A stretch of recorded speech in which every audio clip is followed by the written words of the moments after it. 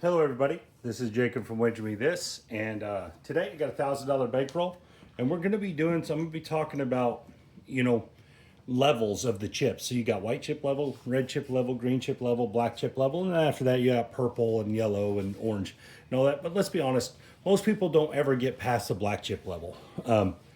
So what we're doing here is I'm going to start at the green chip level, and I'm going to try to build them to the black chip level. If the bet gets to a black chip level, which would be 50 here on the 4 and 10, 75 and 90, and so on and so forth, I'm just going to collect the black chip. And the reason is a $1,000 bankroll.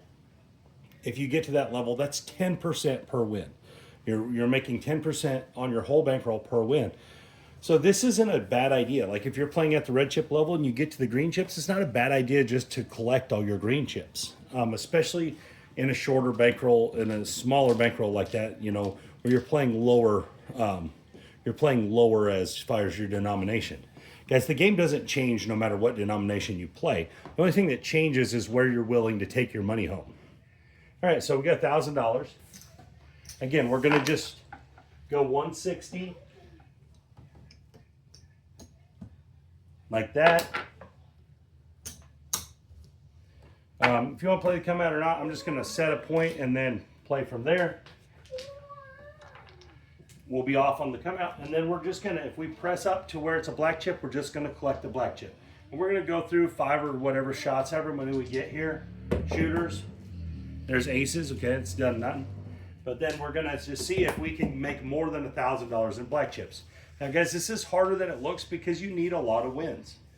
And you don't have to full press it or anything like that. You can half press it, but we're gonna use full press until we get to the black chip level. And there's a 5, okay. Let's win 35. We'll take it all the way to 60. And aces. So if we repeat the 5, we're gonna get home, right? We'll be ready. And there's the 9, 35, we'll press to 60. And you don't gotta go to 60, you could go to 50 and collect $10 if you want. There's nothing wrong with that. 6, mostly I'm just showing this because I want to show people how it operates when you go to the next chip level, and why you should collect at that level. We'll press to 30. We'll actually rack $5 here. I'm not going to bust out white chips. And there's the 7. Okay, no big deal. Again, this is not a strategy, so to speak. You should, if you're going to play this as a strategy, you should probably go like 3 hits and down, and then build on the next one. 3 hits and down, whatever, if you had 50 there, you put 50 back on the next one. I'm just showing this to try to show, hopefully it gets to a black chip level, and you see how quickly it works for your bankroll at the $1,000 level. If you're collecting 10% per hit.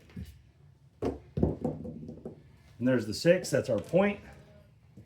And it works on every level, red to green, green to black. It's actually a little tougher, and there's a PSO. It's actually a little tougher from black to purple just because the nature of how much you're collecting. A lot of people would rather just collect it. I'm one, same thing. We're drop 160, but from red to green, even though it's the same 5x, it's if you're getting $30 and you want to throw the green chip back, it's a lot easier than getting $300. It's harder to throw that 300 back on the board. And so there's a lot of that too.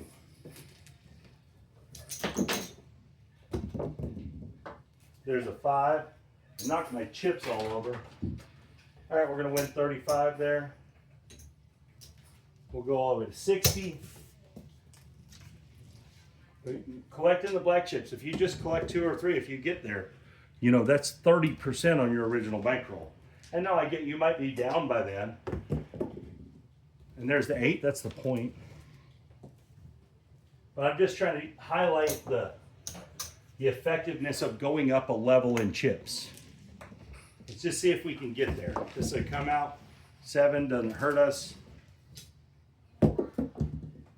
4, all right, there's the point.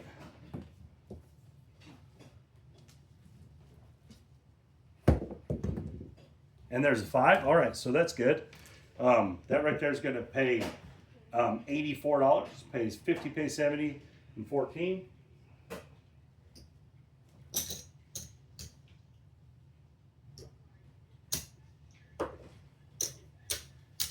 $84, we'll just take it to the 100 black chip level. So now every 5 we roll, we'll win a black chip.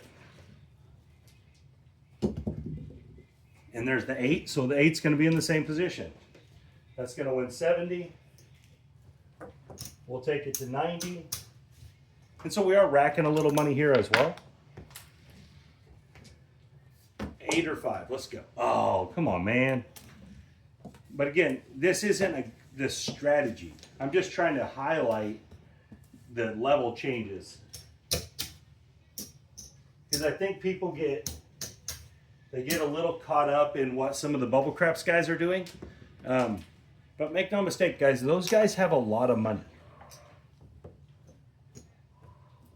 They're not showing up with $300 and trying to make it. You know, they got 3,000, 30,000 stuff. You know, so keep that in mind, because they're just doing that velocity press thing, which is great if you have the bankroll to sustain it. But a lot of people don't. So if you just go to chip levels, there's a back-to-back hard 4s. That's nice. You go to these chip levels, you're going to get there. We'll drop $1 for 50. This is kind of a unique situation because we can press both of these, and they're both at the black chip level now. I know there's a VIG involved, but... And there's a come out 7, doesn't hurt us. And there's the 5, okay. So if we hit the 4 or the 10, we're gonna win some black chips. And there's the 8, okay. That was not a 7, guys, it was an 8. Take that out. We need a 4 or a 10. We'll collect us a black chip. And there's the 8, that's good. All right, 70. It'll take us to 90.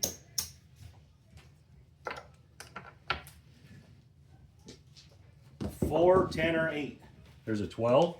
4, 10, or 8 for a blackie. And there's the 10. There we go. All right, so we're going to drop $2 for 100. So that's 10% on our bankroll. We'll put that over there. All the black chips we collect, we'll put over there. And there's the 8. There's another one right there. That's going to win 105. So that's... Can I have a... Yes, buddy. But you got to get it, okay? And there's aces. Oh, 7. But we collected 2 black chips there. So again, that's the idea behind it. If you were just looking at it like your $1,000 was going to run its course, and how many black chips could you collect?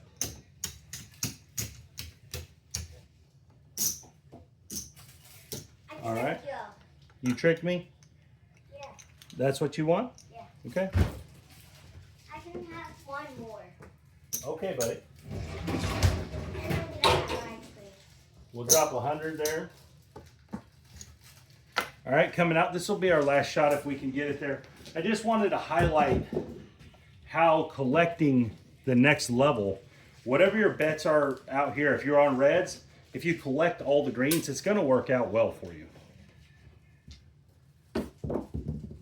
Oh, we're just not getting any type of rolls. But you guys got an idea of what I'm talking about here. If you're playing at the red level or the green level, if you get to the next level, it's not a terrible idea just to collect those chips.